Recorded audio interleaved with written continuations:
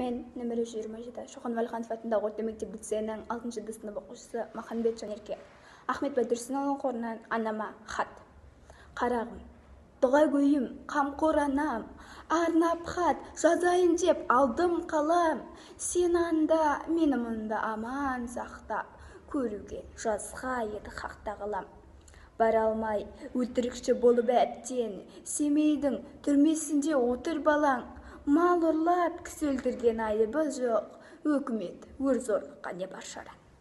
Үмітсіз, шайтан болсын деген сөз бар, жолдар көп, жәннетке де тарам-тарам. Оқ тиіп, он ішімде ой түсініп, бітпеген жүрегімде бар бір жара.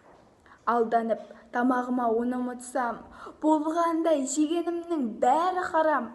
Адамнан туып адам ісін етпей, үй алмай, не бетіммен көрге бара. Көп айтпай, қысқасынан сездіретін, балаңның мінезі бар сөзге сараң. Кетер деп суға құлап отқа түсіп, қайғы жеп, менің үшін болма алаң.